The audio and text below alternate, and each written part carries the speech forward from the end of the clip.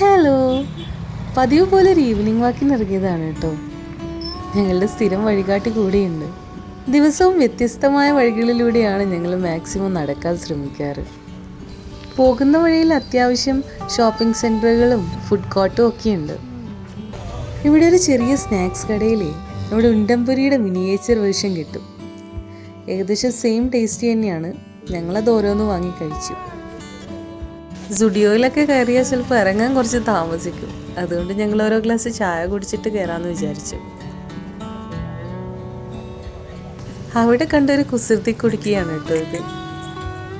പേര് പറഞ്ഞിരുന്നു, പക്ഷെ മറന്നുപോയി. എനിക്ക് ഭയങ്കര ഇഷ്ടമുള്ളൊരു പരിപാടിയാണ് ഈ ഷോപ്പിംഗ്. പക്ഷെ ഓൺലൈൻ ഷോപ്പിംഗ് ആണെങ്കിലും ഓഫ്ലൈൻ ഷോപ്പിംഗ് ആണെങ്കിലും ഞാൻ കാർട്ടിലിട്ടതിൻ്റെ പകുതി സാധനം പോലും അവസാനം എടുക്കാറില്ല. കുറച്ച് ഡ്രസ്സൊക്കെ ട്രയൽ നോക്കിയെങ്കിലും ഒന്നും വാങ്ങിയില്ല. തിരിച്ചു വരുന്ന വഴിയിൽ കണ്ടതാണ് ഈ കൊന്നമരം. നാട്ടിലെ പോലെ തന്നെ ഇവിടെയും പട്ടിശല്യം ഭയങ്കര രൂക്ഷമാണ്. ഇവിടെ കുറച്ച് ആസ്ട്രോളജിസ്റ്റിൻ്റെ ബോർഡൊക്കെ വെച്ചിട്ട് കണ്ടു. പക്ഷേ ഇതിൽ മലയാളം എഴുതിയത് കൊണ്ട് ശ്രദ്ധിച്ചതാണ്. ചിലപ്പോൾ മലയാളം സംസാരിക്കുന്ന ജ്യോതിഷനായിരിക്കും. സ്റ്റുഡിയോയിൽ കുറച്ചധികം സമയം ചെലവഴിച്ചു.